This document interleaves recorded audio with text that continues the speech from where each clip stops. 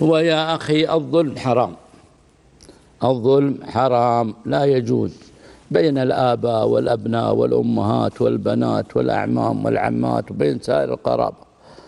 والله تعالى يقول: ولا تحسبن الله غافلا عما يعمل الظالمون إنما يؤخرهم ليوم تشخص فيه الأبصار. ويقول الله تعالى: وسيعلم الذين ظلموا أي منقلب ينقلبون. والنبي صلى الله عليه وسلم يقول: الظلم ظلمات يوم القيامة. لكن عندنا مشكلة أن بعض الأبناء والبنات ما يرضون أن والديهم يحسون فيه، مرة عندهم تحسس زائد، يعني هو يرى أن كمال شخصيته وكذا أن ما حد يوجهه. يعني الآن لو فرضنا أمك قالت لك لا تكلم على أختك الكبيرة، نعم، احترمها. نعم. هو يعتبر هذا تدخل، وأن أمي أنها مع أختي ضدي، وأن يا أخي أمك لها حق الأدب، أبوك له حق الأدب. أنتم يعني تريد أن تكون في البيت مثل المدرسة. طيب وش رأيك لو فيه مدرسة ما فيها مدير ولا وكيل؟ تضيع ولا ما تضيع؟ تضيع. طيب أنت الآن أنت في البيت، أبوك المدير وأمك الوكيلة، لازم تسمعون وتطيعون. بعض الأبناء الله يصلحهم والآباء والبنات ما يرضون أن أمهم تقول كلمة، يظنون أن كمال شخصيتهم بمعصية آبائهم وأمهاتهم.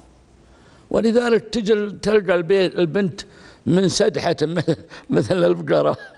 والله صدق، أمها تروح تجيب الشاي وتجيب الطابخ وتحطها، ثم تقول: قومي يلا تقعد انت غدا، تقوم تمغط عامر، ثم تجي، ثم إذا أكلت والله يا شيخ إنها ما حتى تنظف ولا تساعد أمها في أخذ السفرة ولا شيء. وش يبغى من العيال والله؟ وش يبغاهم؟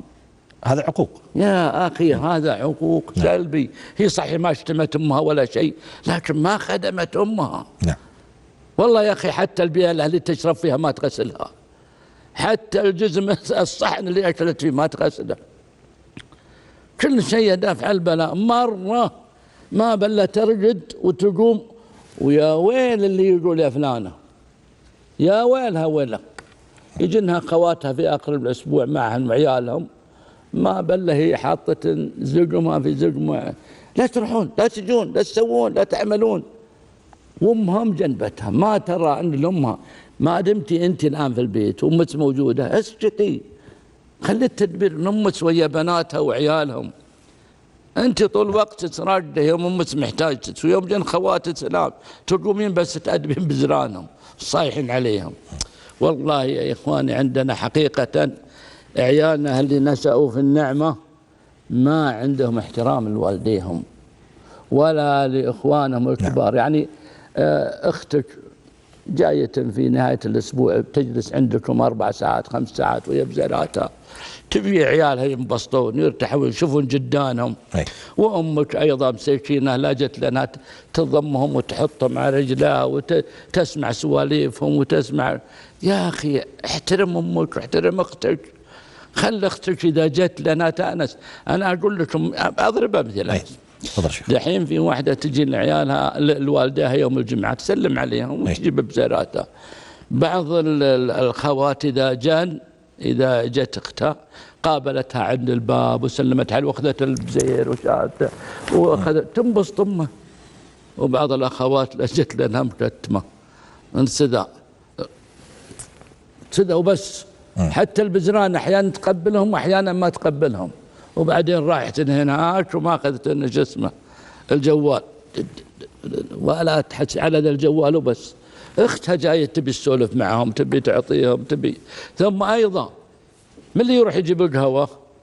امها واختها الكبيره هذه هي اللي تروح تجيب القهوه وتجيب تسوي وتاكل وتبس. يا مريم تعالي خذي فنجان، ما بيه.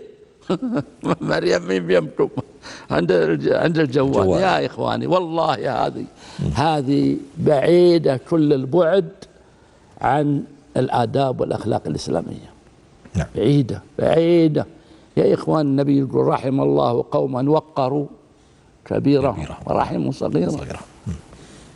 يا إخواني النبي يقول ليس منا من لم يوقر كبيرنا ويرحم صغيرنا. يا أحبابي بارك الله فيكم، أين يدخل إدخال السرور على والديك؟ وين احترامهم؟ نعم. ولذلك أغلب هؤلاء، وأنا أقوله ويشهدون علي الناس وربي يشهد، يا جزء من هؤلاء البنات الكسلات اللي ما تحترم أمها ولا تحترم أبوها ولا خواتها، أنها لا راحت ترجع، ما بالناس صابرين عليها. صحيح. ما عندها أخلاق، لا راحت وجت في البيت لأنها ما عندها اهتمام. ايش تسوي بهالواحد؟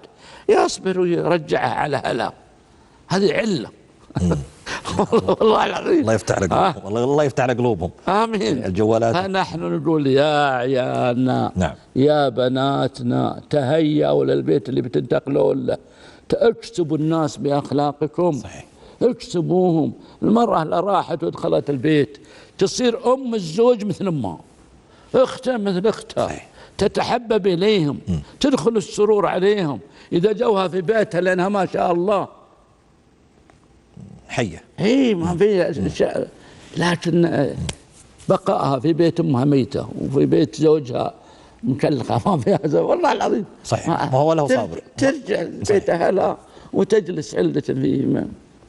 فلا بد يا إخوان، لا بد نعلم أبناءنا وبناتنا على حسن الخلق، لا بد نعلمهم على العطاء. ترى المؤمن يعطي ولا يسأل. نعم. أنت الآن عندما تحسن أخلاقك من أجل الله، حسن أخلاقك من أجل الله، لا إنما نطعمكم لوجه الله لا نريد منكم جزاء ولا شكورا. نعم.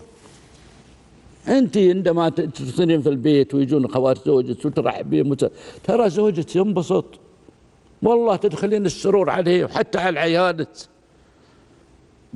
يعني من الأشياء اللي تؤلم الحين إذا جاء خواتها في آخر الأسبوع جودت بنتها، لا هم يطقونها وراح تدخلها في الدار صرت عليها، بنت تسبزر لو تضرب وتلعب بعد شوي معهم تنبسط. أنت سجنتيها الآن، يخلي تنافر بينهم. أي نعم. وبعدين تبلش حتى بنتها تجلس طول الوقت وهي جالسة وياه، وخواتها يشعرون بأنهم سيكونون غرباء في هذا البيت. نعم.